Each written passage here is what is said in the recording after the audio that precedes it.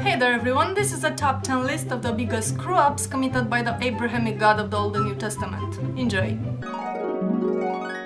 On the first day of creation, God made the heavens and the earth, only to then realize that he couldn't see a goddamn thing. So he said, "Let there be light." And so there was light. And God called that day and the darkness night, and there was evening and there was morning, end of day 1. However, God did not create a source of light, i.e. the sun and the other stars, until day 4. Oops. Also, apparently God is an idiot who thinks that the moon is a source of light on its own. Awkward.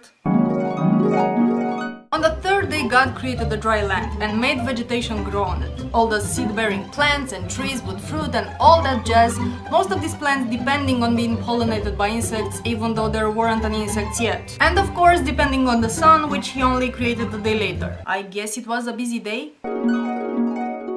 Now, when it comes to God's most beloved creation, things get particularly bizarre. Even if God created female counterparts at the same time with the respective males of all the other species, I guess he somehow forgot to make a human female. Because before long we find out that for Adam no suitable helper was found. So at some point God decrees that it is not good for man to be alone. I will make suitable helper for him. As a side note to all you women out there who may think of yourselves as equal to men, you're obviously just suitable helpers. Get over yourselves.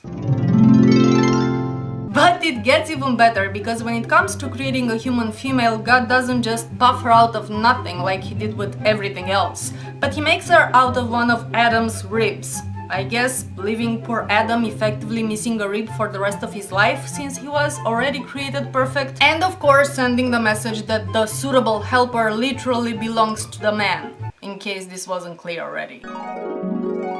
Christians would have you believe that Adam and Eve, of course Eve in particular, were responsible for what's known as the fall, or the original sin, which is the official reason for why the world is such a misery-filled shithole. However, it was God who intentionally designed human beings to be flawed and weak in the face of temptation. And God was the one who put the tree in the garden, knowing that they're gonna eat from it. It was God who created the snake, and it was God who allowed the snake in the garden. Adam and Eve were idiots who knew nothing about nothing. They didn't even understand the difference between good and evil. On the other hand, God is omniscient. He knew ahead of time exactly how things will unfold. So yeah, this original sin, this colossal screw up, that's on you, Big Daddy.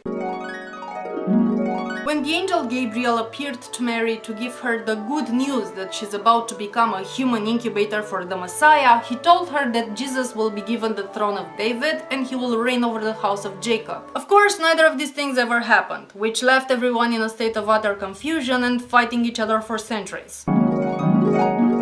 Jesus told his listeners that some of them will not taste death until they see him coming in his kingdom, which is the reason why people believe that the second coming of Jesus will happen fairly soon. Needless to say, that happened 2000 years ago, and humans don't live that long. Really, dude, what's the point of being God if you can't even fulfill your own prophecies? That's just lame.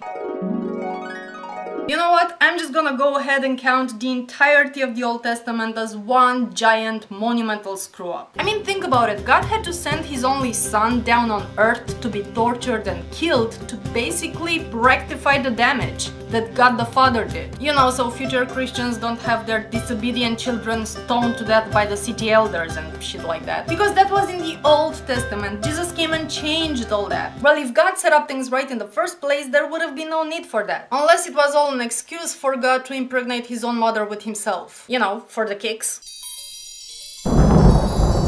So remember that time when God killed everybody because he regretted that he had made them? This coming from a being who's supposed to be perfect in every conceivable way, and all-knowing of all things to come, so by definition cannot make mistakes and have regrets.